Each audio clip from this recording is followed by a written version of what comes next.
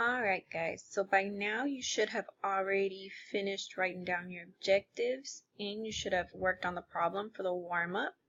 So we're going to go ahead and get started.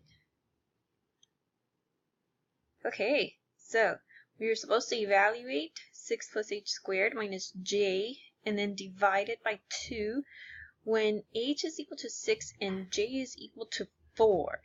So the first thing that we need to do is plug in the values for h and j. So here we go. Here's our problem. And here's Miss Kelly typing in 6 and 4 for h and j. Everybody got that? Okay. The next step is to follow order of operations.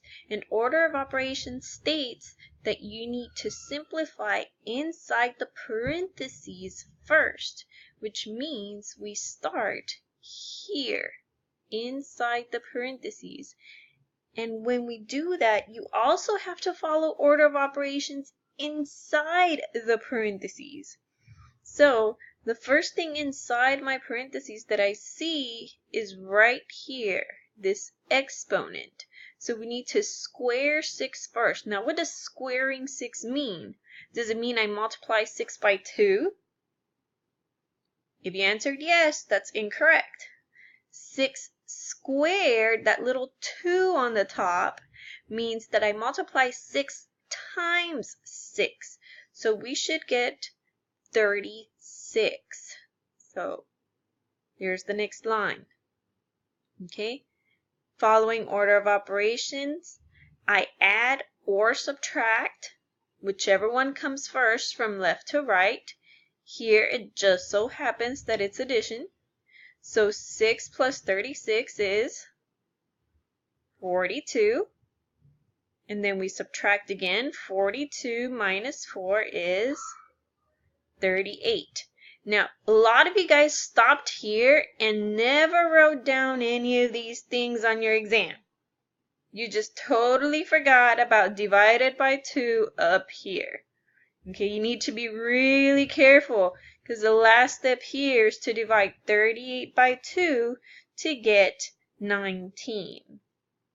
So give yourself a pat on the back if you got 19 for an answer.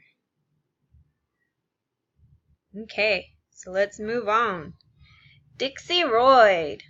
I don't know if you guys have heard of Dixie Royd or not, but he's pretty famous in algebra land, okay? Dixie Royd is basically an acronym that helps us find X and Y when it's hidden amongst other terms. And what I mean is that you're not told that it's the X value. You're told something else, like it's the input value. Or you're told it's the independent value. Or you're told it's the domain. Okay? And then, of course, Royd is the total opposite. Okay? It's not about X. It's about Y. Okay? So you should have a sheet that looks like this one. And I'm going to attempt to write on this. Hopefully all goes well. Okay? So earlier I said that X, see right here in the center, we have Dixie, and there's that X right there. Okay? So let me see if I can get some color in here. Let's see, what color should I pick? I'll pick blue. Okay. So let's see if I can write on this. So D is for, oh, nope, that didn't work. Let's see the other. It doesn't want to. That was ugly. Okay. Well, D is for domain. So go ahead and write the word domain. Meanwhile, Miss Kelly tries to figure out how to erase this. Oh, here we go. Okay. Maybe it's just too small for me to write.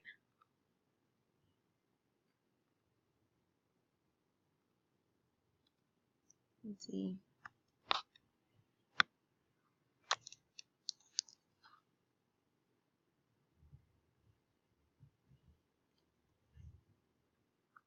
Okay.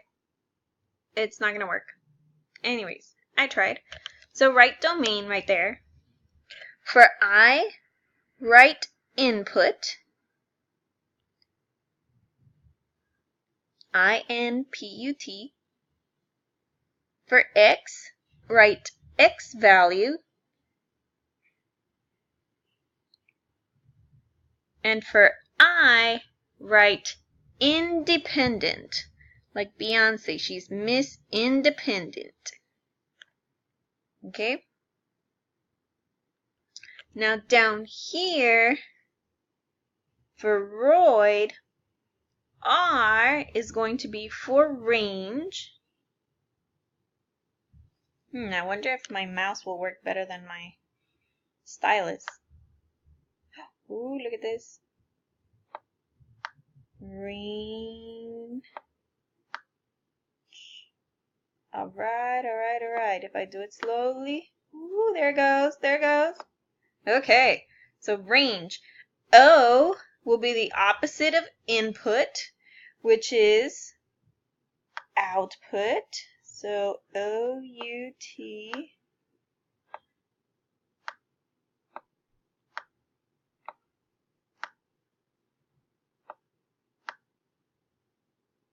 P-U-T.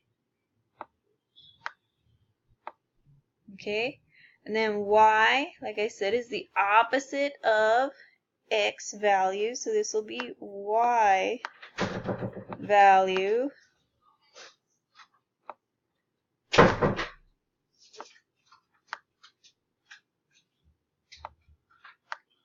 And D stands for the opposite of independent, which is D. Independent? That was my son. So D is for dependent, not independent, buddy. Dependent. Upstairs with Grandma, okay? Upstairs with Grandma? Yes, because Mommy's doing a video for her students. What video? For my students for tomorrow. For Okay, so here we go. Dependent. Now, Y always depends on X. Okay, Y always depends on X. So, let's look at the first example over here. We have this box, or table, sorry, and it has the number of cans and then the amount of refund. So 5 cans, if I return 5 cans, then my refund is 75 cents. And I believe this is talking about when you go and return your empty cans, the aluminum cans, and you get money back for them. Okay, they usually do it by weight, but to make it easier, we're going to use the number of cans. Okay, so for 10 cans, I get $1.50. Oh. For 15 cans, I get $2.25. And for 20 cans, I get $3. So, does the refund depend on the number of cans, or does the number of cans depend on the refund? Refund. I think it was refund. You think it was? My son's trying to take a wild guess at this, but he's right. The refund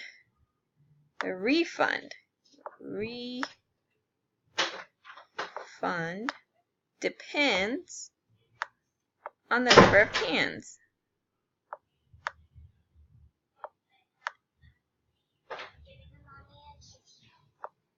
So the refund depends on the number of cans. Okay? I'm going to open another presentation, Mom. And now that's my daughter. I'm recording. Goodbye. Was that rude? I hope not. Bye, honey. Mama? Good night, honey. Yes, I know. But, Mom? So our independent variable, since refund depends on cans, remember Y depends on X, and Y is our dependent variable, then the refund would have to be my dependent variable, and I'm just going to write R because this is taking way too long. Okay, that's for refund. or maybe the money sign. The money depends on the number of cans.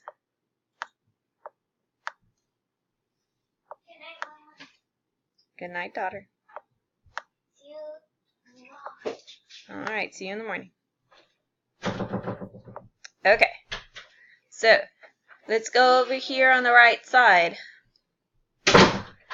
It says the area of a square is on our y-axis. Remember, this is our y-axis. Okay, and the length of a side, that's on our x-axis. And if you think about it, if you come to the right, if you increase the length of a side of a square, then what will happen to your square, to the area of your square? Because the square is getting bigger. As you make one side bigger, both sides, or all four sides, get bigger.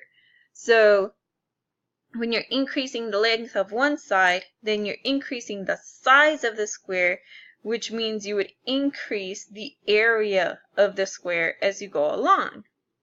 So the question is the length dependent on the area, or is the area dependent on the length?